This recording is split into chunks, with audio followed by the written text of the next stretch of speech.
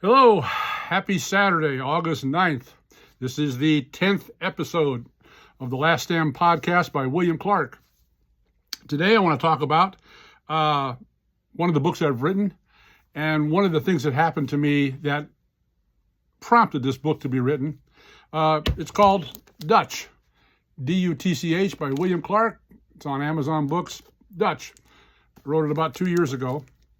What I want to talk about is the motivation for writing this, what happened and how it happened, and where I'm going to go with this.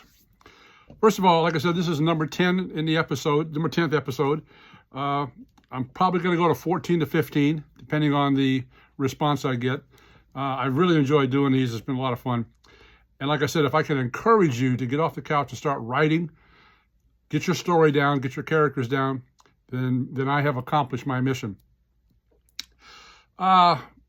First thing I want to talk about is my very first encounter with the most dramatic thing that ever happened to me in my life as a child. I lived in Montana at the 902nd Radar Squadron in Miles City, Montana. My father was a master sergeant there, first sergeant there, and we lived on this radar site out in the middle of the prairie. There was 27 families that lived out there, and we were one of the families. My best friend was a kid named Bobby. I won't give you his last name because respect their privacy. Bobby was my best buddy. We were 10 years old. This was 1963. 10 years old. And there was a gang of us kids that congregated together in this housing area. And Bobby was my best friend. His father, strangely enough, was my father's boss, a major at the facility. Bobby was my best friend. We played ball together. We shot guns and 22s and explored and just did all kinds of really cool things together, like kids do when they're left to be kids. Well, Bobby had an older brother. He was 4 years older than he was. And his name was Tom. Now, the story I'm going to tell you follows, crazily, the movie Stand By Me. When I saw the movie Stand By Me, I thought somebody had taken some kind of dictation about my young life and put it into a film. The story of Stand By Me is about the adventures of these 3 or 4 young men who were going to look for a body of a young boy who was hit by a train. Well, as it were, Tom, Bobby's older brother, was fishing over the Tongue River in a place called Fort Keogh. Now, what happened was they were fishing off this expansion bridge that was over the Tongue River. Fort Keogh is 1 mile away from Miles City, Montana. Fort Keogh was named for Captain Miles Keogh, who was killed at the Battle of Little Bighorn River back in 1876. Point is, they were fishing off this bridge, this railroad bridge. A true story. You can look it up. And a freight train was coming across this very expansive trestle bridge. Tom and another kid named Billy were on the bridge, and they tried to outrun the train on the bridge. It's a true story. Billy ended up jumping down on a concrete pylon in the middle of the bridge as the train went by. Tom tried to outrun it and was hit. Obviously, he was killed. He wasn't lost. He was found that same afternoon about 80 feet down on the riverbank. Obviously, he was dead. My point of the story is that this was my first encounter with death. And how it was presented to me, it was a hot afternoon in July. Bobby and I were out doing something with our bikes. I remember that. And in the middle of the day, my father came to where we were at out in this ball field, and he said, "Bobby, you need to go home right now." And Billy, pointing to me, "Go home." I had no idea what he was talking about. You know, it's middle of the day, it's summertime. What do you mean, go home? Well, Bobby did. That evening, we found out that Tom had been hit by a train and killed. He was 13 years old. And it literally shook the compound emotionally, obviously. Young kid got killed. Well, at that time, when I was first told, death was such an abstract. I couldn't process it. I mean, I'm only 10 years old. What it really meant. I hadn't encountered it. Well, about 3 days later, my mother had to go into town, into Miles City. And she asked me if I wanted to go, and I said, sure, I'm going to the store, that's fine, I like to go downtown. I hadn't thought about Tom that much, other than the fact that, yeah, Jesus, he's gone, but I don't know, I can't process how he's gone. Well, my mom said on the drive to town, she says, "Do you want to go see Tom?"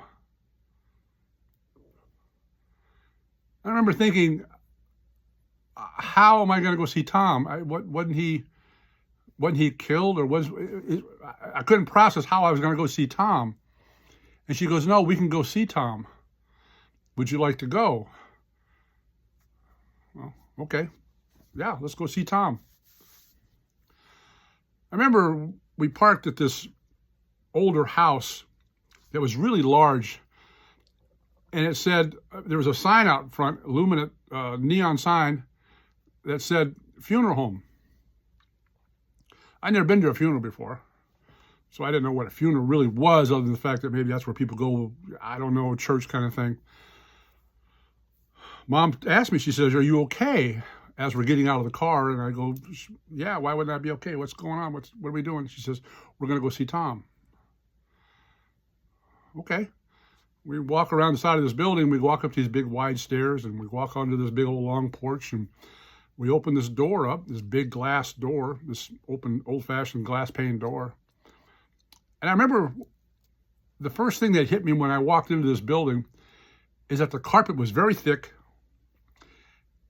and there was a uncanny kind of hushed quietness in the building inside. It's very quiet, very just hushed. And the lighting, even though it was bright sunlight outside on a summer day, it was muted inside. The curtains were kind of drawn. It was just a kind of dark, but not dark. It's hard to explain. Very moody kind of place with this unreal kind of hushed quietness about it. Well, my mom actually took my hand, which was unusual because my mom never does that kind of stuff. She's a loving mother, but she wasn't a real touchy-feely. But she grabbed my hand, and we were walking down this hallway. We turned the corner, and in the back of this room, lit by two big old lights on each end, was a casket, coffin. And it had the lid was open, and it had a shroud over it, clear like a veil. You could see through, but it was a veil. And I didn't know what to think. I didn't know what was going on. I was just kind of taking in what was going on. And she says, "Come on." And so we quietly walked up, and laying in this coffin was Tom. I remember his hands were folded, like something like that, and he had a rosary in his hands. He's wearing a suit and tie, and he had these kind of blue splotches on his face, pale. Evidently, he'd taken some pretty heavy facial injuries from when he got hit. But he's laying there.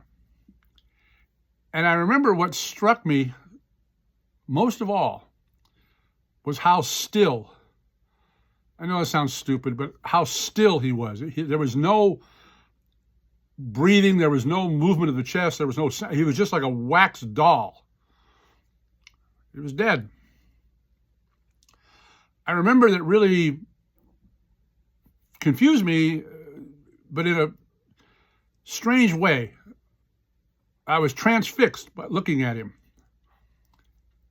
And I remember asking my mother, looking up at her, and she's looking at him, she's crying, a little bit of tears. I asked a stupid question. I said, Mom, is he really dead? She goes, yes, he's really dead. She says, are you ready to go? And I said, absolutely. I had enough. Subsequently, I think it was 2 days later, we actually went to the funeral. And it was a Catholic funeral. Bobby's parents were Catholic. And what I associate with the Catholic Church and this funeral, first time I ever had a suit and tie on. I had a tie. My dad gave me a tie, and we're at the funeral, and the person walks down the center aisle wearing a long white thing, and he's swinging this incense deal as the priest is walking up and the casket's being rolled up. Frankincense.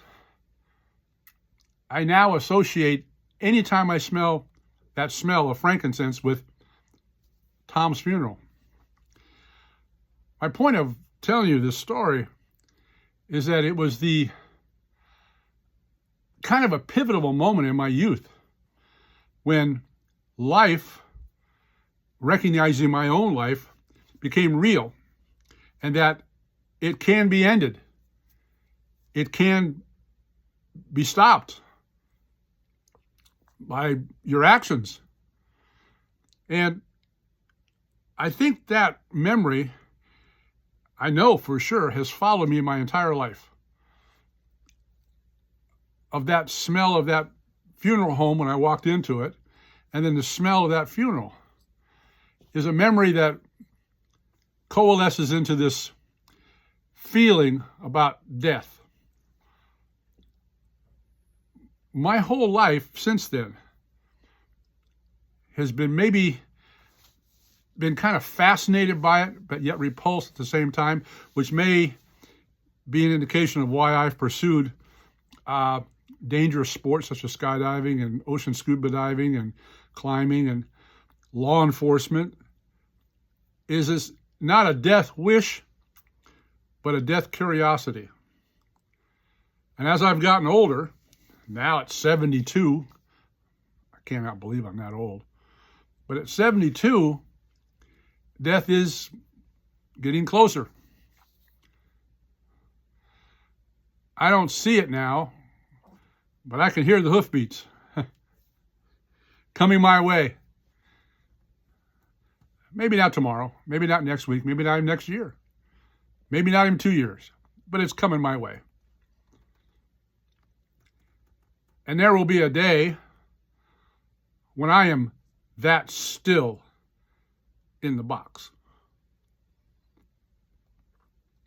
Hopefully my soul won't be there. The body will be. I have the great hope that I'll be someplace else. But I want you out there listening to me to think about that your life is precious. It's important. And then someday it's going to end. So you've been given a finite amount of time to be alive, and you're supposed to use that as productively as you can.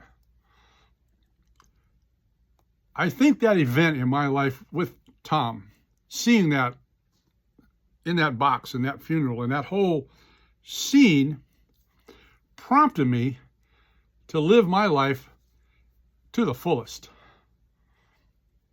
As my father, my late father said, God rest his soul. I mean, I miss my dad so much. He says, you got to take big bites in life. You got to take big bites. You got to do things.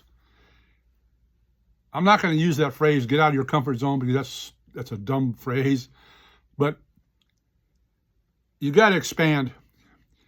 You got to try. You got to go after things, because the time is just so short. I wanted to tell you these things because all of that led to me writing this book, Dutch.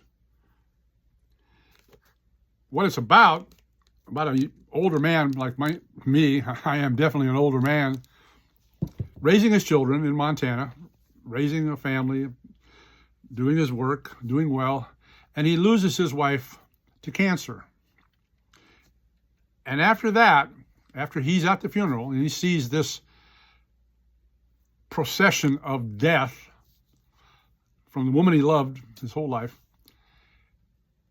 there is a release for him in his heart that he needs to go. He needs to leave. He leaves Montana, and the adventure begins. It's quite an adventure. The name Dutch is his name. Dutch, that's his name. The artwork on the jacket shows a ship, but it's not Dutch Explorer. It's Dutch, the guy's name. It's a good book. It's on Amazon. You need to check it out.